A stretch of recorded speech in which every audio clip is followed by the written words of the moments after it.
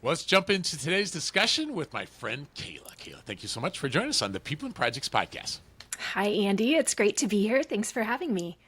Oh, yeah, I've been looking forward to this for a long time. You know, we don't run into many people who aspired at a young age to be a project manager, and yet so many people love it when they eventually get there. So, how would you describe your journey to get to a position or even a passion for project management and freelancing?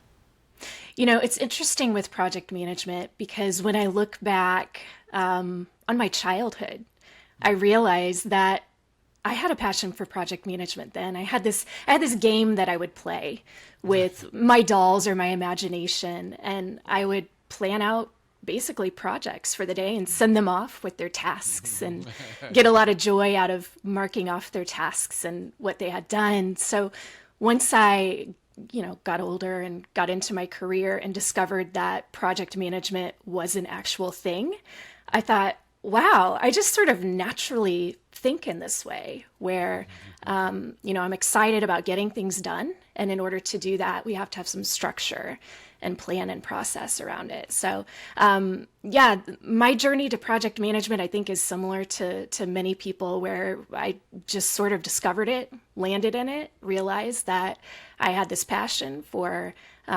projects and planning as well as people and team dynamics and all of that good stuff. So it was a natural evolution for me. Freelancing is similar. I've always had a passion for entrepreneurship. And in fact, in college, that was my favorite course. And while I was in college, I helped my uncle open his cafe. And that was my introduction to how to launch a business and how to operate a business. And I had sort of this crash course with my uncle for a couple years, helping him with that cafe. And I always knew that entrepreneurship was a direction that I wanted to go eventually in some capacity. Wasn't sure when or how or what that meant. But over the past 15 years, I've had a couple different ventures. My current business is actually my third business that I've had. And I've also always had side hustles and, things that I've done and tried out and see if it'll make money and see how we can make it go. So that's also just been a part of my life. Yeah, that's cool. I think your point is really well taken that a lot of people don't necessarily aspire to be a project manager and that they don't architect a career towards that, but all of a sudden, like in many cases, maybe not even aware that it's an option, and all of a sudden they become aware of it, like you did, and it's like, yeah, this fits who I am, so that's cool.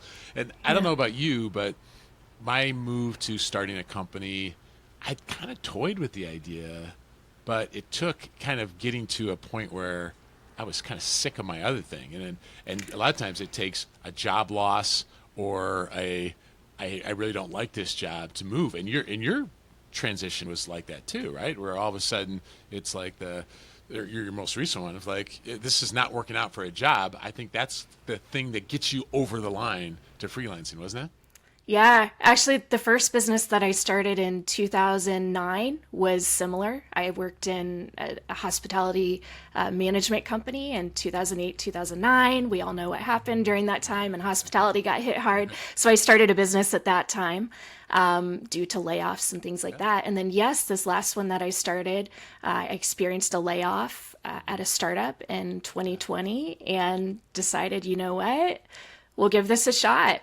Yeah. Why not? Yeah. I'm here. I Right. have time. Yeah, to me, it's one of those situations where you would never choose that to have happened, right? And when it happened, you didn't go, "Oh, great! Now it's going to be my move to free." But it's one of those things that it's the thing that, for me, that's what got me over the line, and it's the most fulfilling thing I've ever done in my life because of a situation I never would have chosen. And so I only bring Yes. this up because for those listening to us, I think they've toyed with these ideas, but like, oh, will I? Can I? Is it safe? Is it all these other things? And we'll get into that more as we go. But I want to tap into some Kayla wisdom when it comes to leading projects, because whether it's from at a young age or the different industries you've been a part of or the entrepreneurial things you've been a part of, each of those bring lessons. So when it comes to leading people and delivering projects, what would you say are a couple of your top lessons? Oh man. So I think my biggest one is that every person, every team, every project, every organization is different, right? Like they're different in many different ways, but they're actually very much the same. And I think the more you go through projects and working with different teams and organizations, you start to recognize patterns in team dynamics. And, this is the analysis paralysis person, or this is that person. And you start to recognize that and how you can use that pattern recognition to be more comfortable with uncertainty and lead those teams through the project. So that's one of the biggest ones for me. The other one, and I'm really big on this with anyone that I coach or I work with, and the teams that I work with as well, is especially in this day and age, we have to be flexible. So a lot of teams I work with are all about SOPs and processes and standards. And I work with a lot of startups and small teams and high growth stage teams that are really trying to do a lot with a little in a short amount of time.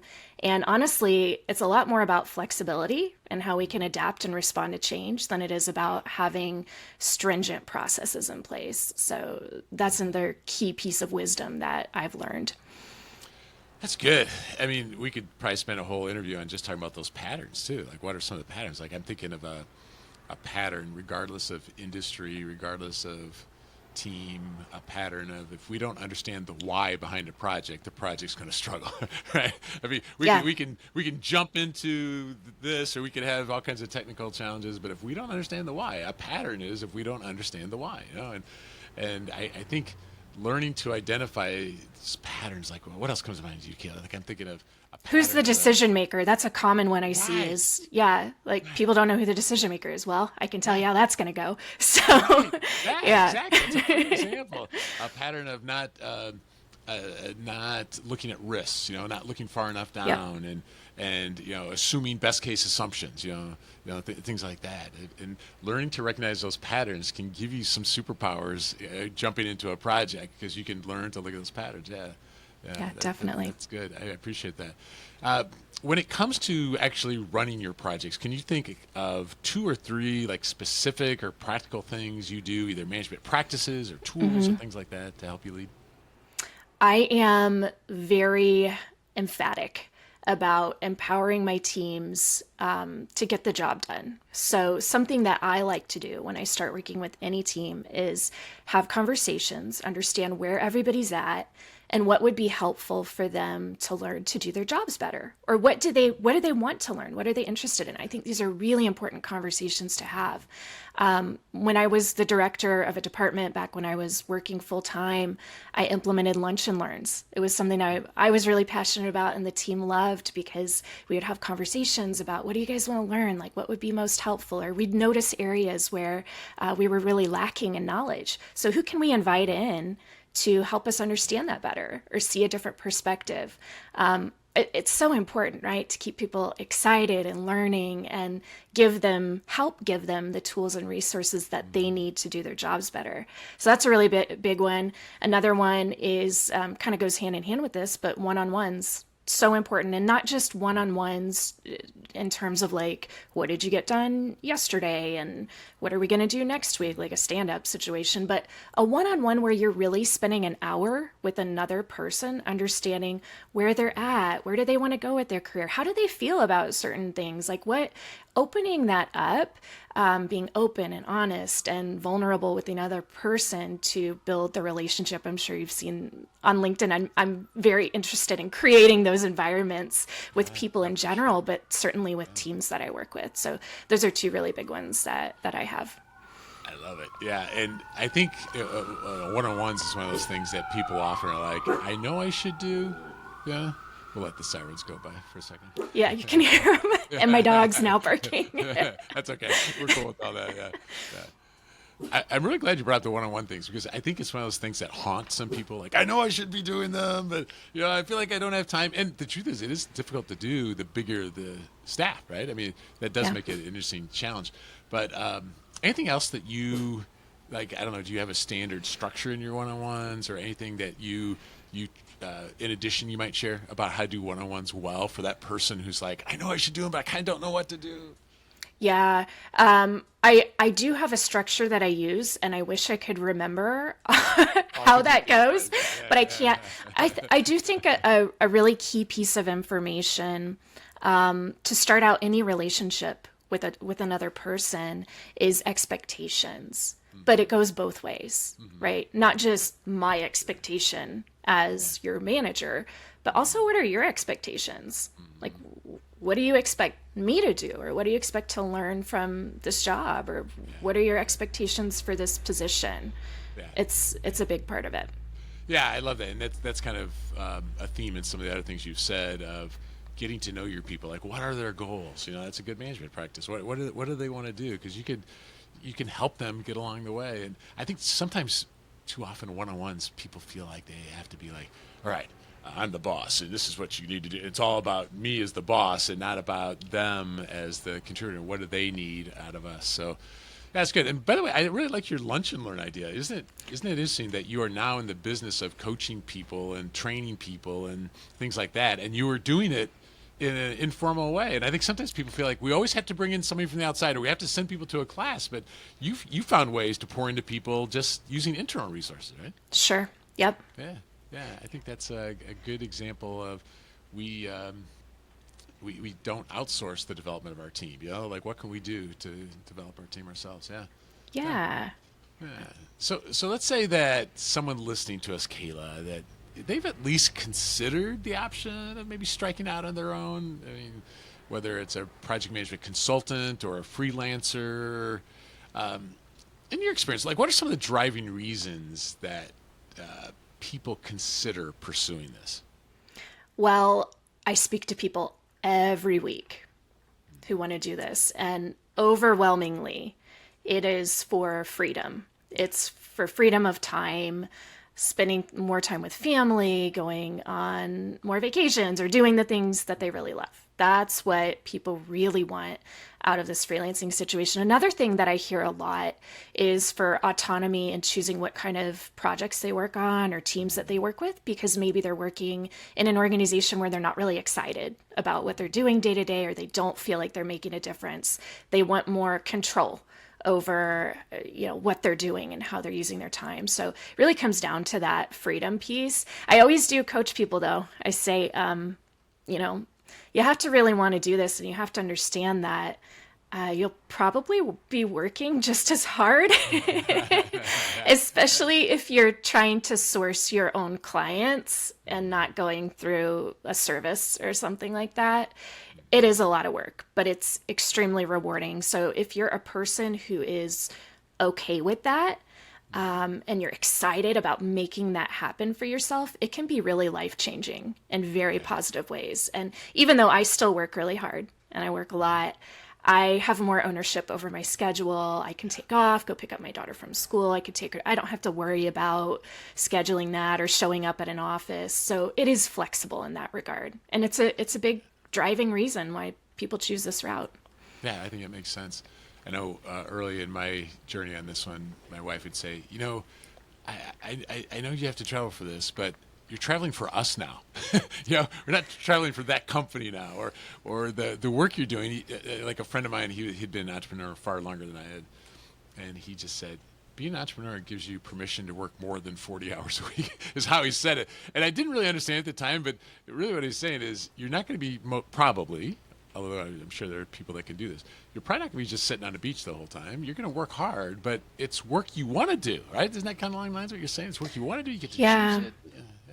Yeah, and you're really building something, right? It's not like you're working somewhere, maybe you spend 50 or 60 hours a week working somewhere, and then that energy just feels spent.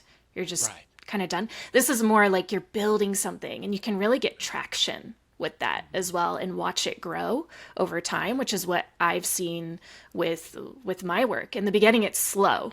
And I always like to remind people that too. It's really slow, and you won't see the traction usually, and you'll question it. We've all seen that graphic, I think, of like, okay, when do you actually, when does the momentum hit? So it's a lot like that. Yeah. So what are some common mistakes that people make when they're like, okay, I'm going to do it, Kayla? What are some common mistakes? The biggest one I see is, and this isn't just for people who want to freelance in project management, it's really for anybody who's branching off. They focus their energy in the wrong places. They focus their energy on things that are not going to yield a good return on their investment, at least in the beginning. So this is a common one I see is people will say, I spent 3 months and all my savings on this fancy website. And I'm always like, oh my gosh. Or they, they spend their time developing a really awesome logo, or they spend their time remodeling their office. And it's like this time and energy that's really valuable when you decide to take that jump and go into freelancing or as a solopreneur. You have a lot of really good high energy. And my advice is always to use most of that energy toward building your network, networking with people, like building up your pipeline while you have that really big up positive energy. Focus it there. And then as time goes on and you're making money, right? That's the point. You have to make money. I have a great mentor and she always tells me cash is oxygen basically for your business. Like you have to have some cash. So once you get a little further down the road, then you can focus more on doing that stuff like building your website and logo and remodeling your office or whatever it is. But that's the biggest thing I see. Yeah, I'm guilty of that when I started. I'm like, me too. More time on the website, more time on, oh my goodness, business cards. Who cares about business cards these days? Like all these different things. And one of my mentors, he said it this way. He goes, you think you're going into this business because you're a teacher or a speaker or whatever. He goes, you're actually a salesperson. And I don't think I understood it at the time, because I didn't have a positive association with salespeople. And anybody listening who's a salesperson, I don't mean to mean it, but I mean, I just think I just felt like I'm not a salesman. But that's one of the lessons you have to learn. And the reason I'm even asking you all these questions is you have a highly successful freelancer bootcamp, and you run this on a regular basis. Mm-hmm. So how would you introduce that to us? So, like, what are some of the things you cover in that? Well, the reason I put together the bootcamp is I started doing coaching, one-on-one coaching about a year ago. Mm-hmm. And the biggest questions I had were around jumping off into doing your own thing, being a freelancer. And so I started to put together this resource around how I did it, what was helpful to me. And it developed into really like a 3-part sort of strategy for how to become a freelance project manager. Mm-hmm. And the first thing that we focus on is really uncovering your strengths and discovering what your niche is as a project manager, because freelance project management means a lot of different things to a lot of different people. And we all know there's many different ways to do that. So that's really the first thing is like, what do you want to get out of this? And who do you want to be as a freelance project manager or as a consultant? What kind of people do you want to work with? The second thing we focus on is really putting together your core sort of like branding materials to get you ready to put yourself out there. So we might do things like polish up your resume, polish up your LinkedIn profile, build a portfolio, talk about how to do that. And a popular request I've gotten and I've started to weave into the bootcamp is content creation and personal branding. People want to know more and more about how they can do that. So that's something that I have added to the bootcamp. We talk about that as well. And then the third piece of the bootcamp is all about how to get work, how to develop a strategy and land jobs. So I provide resources about where to look, how to reach out to people, how to network. And we put together a blueprint to get out and start finding clients and making money. That's what the bootcamp's all about. That is so good, because I think so many people feel like, well, I've got this experience where if I put up a website, that it's just going to be fine. But what's your niche?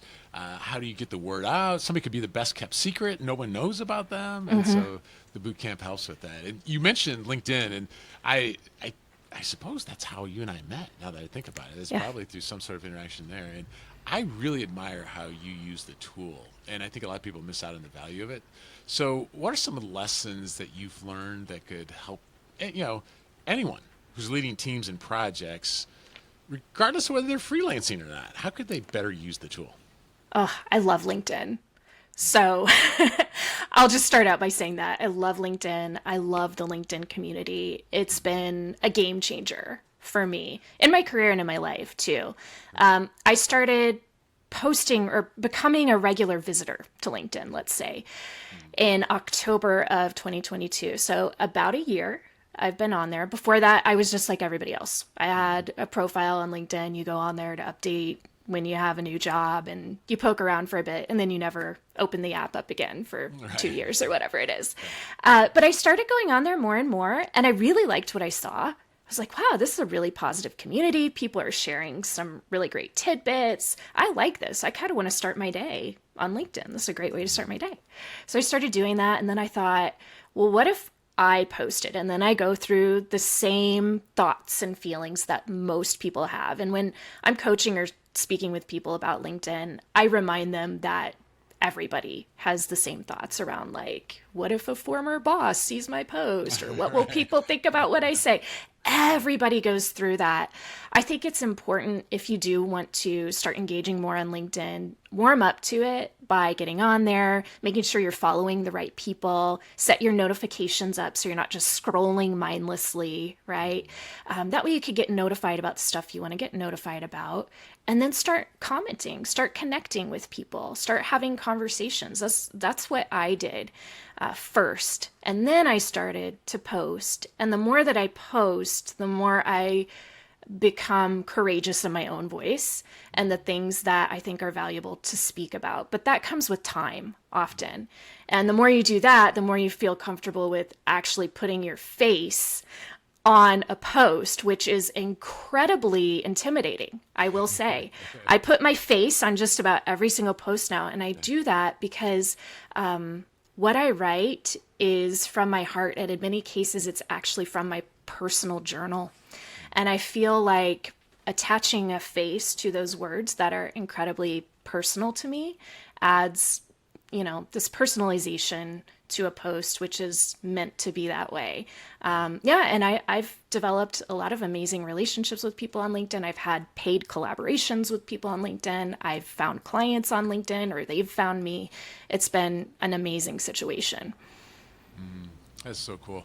And I really admire how personal and transparent you get with your posts. And someone might be like, I don't know if I want to go there. But like you said, you don't have to go there right away. And you don't have to go there at all, right? I mean, it could just be something as simple as, hey, here's something that I learned. And they share something that they learned. Sure. It depends on what you want to get out of it. I get that question as well in my boot camps. People will say, well, I don't want to share personal things. I say, that's fine. You don't have to. You decide what you want to get out of it and then go that direction.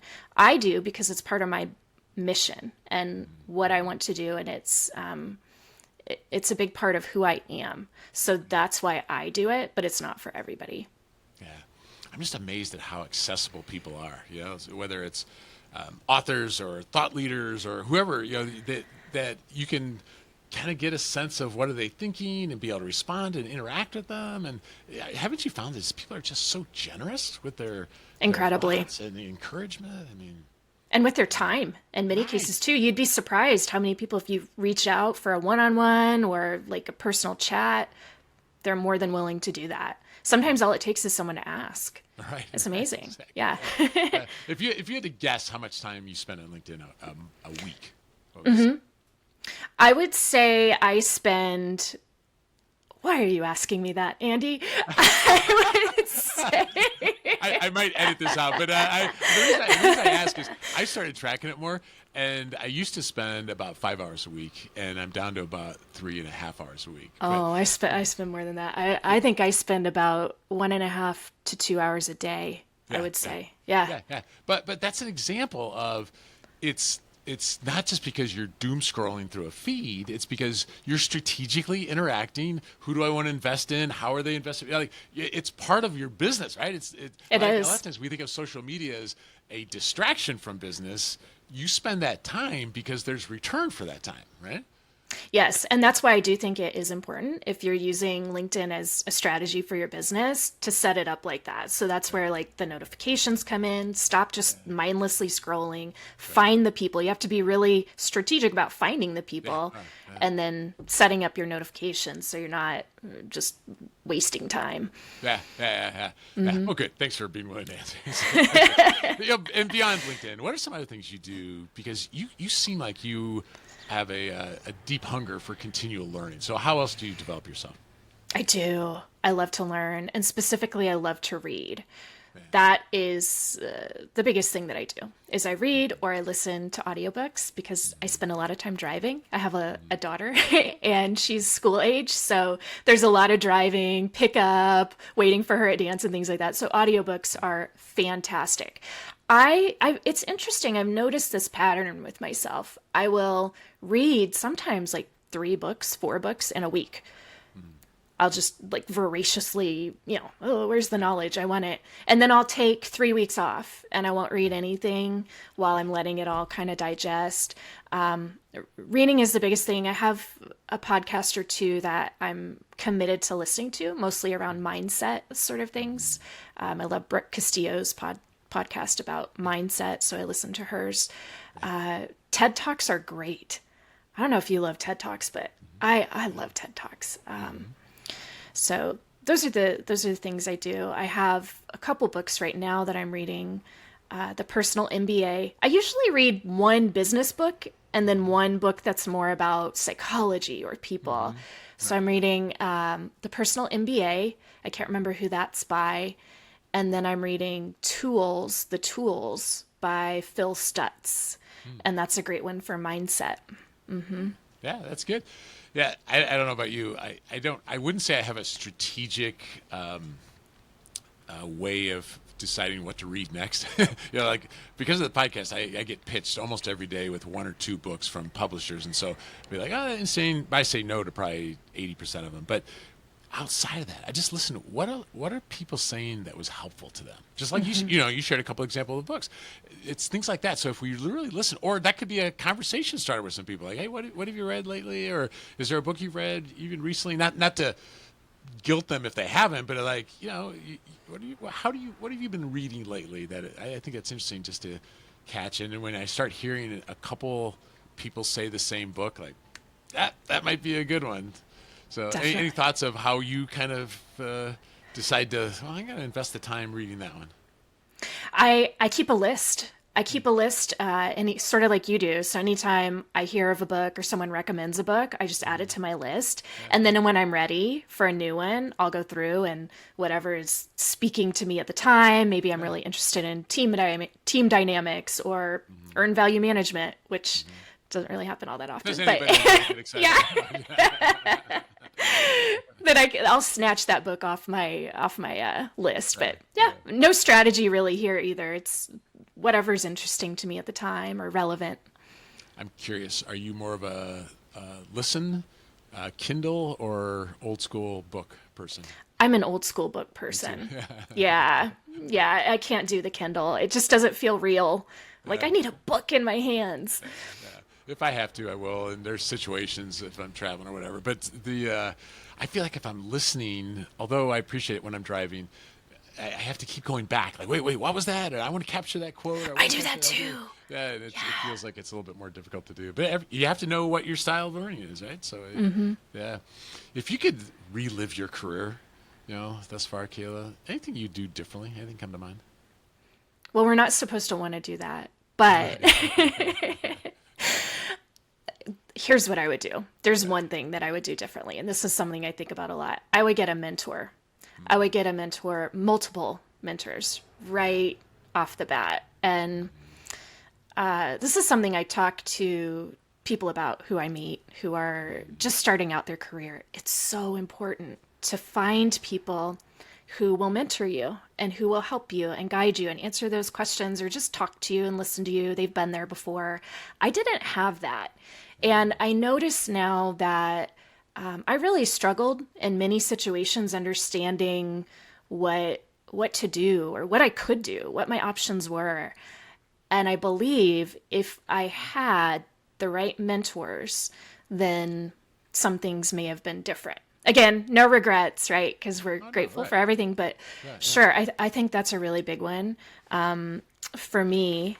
And I had another one that I wrote down because My brain can't remember everything Yeah, here. yeah, no problem. This is why we edit. Oh, Yeah. yeah. Yeah, edit that out. So the other one is I would be more open to learning about myself and sort of introspecting because I remember when I was in my early 20s, it might have been when I was in college, I took one of those personality tests that tell you what career you're supposed to go into. And mine said that I was basically not a people person and very analytical but yeah. It's hard to And believe. so for years, I worked in these jobs and I was like, why do I hate this? I hate being a financial analyst. This is like painful to me. But I'm doing it because my assessment said that that's what I should do. I thought that that was truth.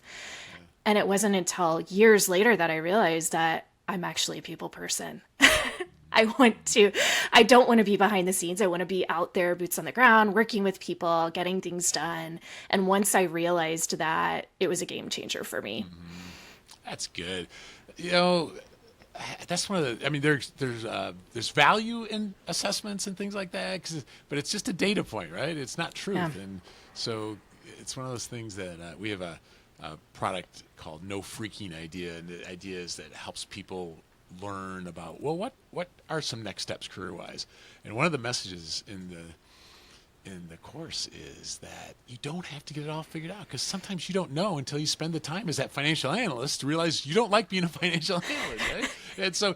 And but you learn something during that financial analyst Yeah. role, and that can lead to another thing. So it's so fun talking to people of like, what did you study when you graduated, and what do you do now, and the disconnect sometimes between there. So maybe you would, on the do differently side, I can relate to your mentor thing, and if somebody's listening, it doesn't have to be a formal mentor, right? I mean, it could be just a matter of inviting somebody out for a cup of coffee or something like that. Absolutely. Yeah. Yeah. I have mentors now, and they're not even people I speak to regularly, but they're Right, people who right. support me, right? Who will listen, they support me, they understand where I'm at on my journey. We check in with each other every once in a while. That makes a huge difference in your life. Absolutely, yeah, yeah. You just realize that we're not on our own, and other people struggle with the same sort of thing. Because certainly like LinkedIn, but this could be the same thing in the workplace. You look at them; they got it all together, right? They don't have any problems. They don't struggle with Yeah. any of this stuff. And what you realize, it's just not true at all. And they can share. Like I always feel like I've got so many scars, Kayla. That I can tell you about this scar. Let me tell you about this scar here, and that's how I learned this scar. And it's maybe not a formal mentoring relationship, but it's a conversation among friends that we can learn from each other's That's experiences. actually that's a great point because here's what I realized the other day. I actually got a call from my mentor asking me a question. Right. That's And I good. thought, wait a minute, is that how this works? It is how it works. It It is. is how it It works. is. Yeah. So outside of work, like what are some priorities for you?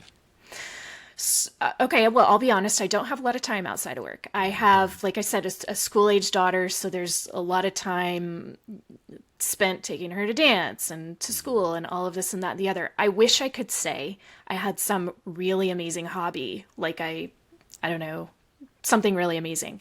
I don't. My main priority is her. And I do live in a really lovely area. I'm grateful for where I live. I live in a lovely area, and I'm right down the street from a beautiful trail system.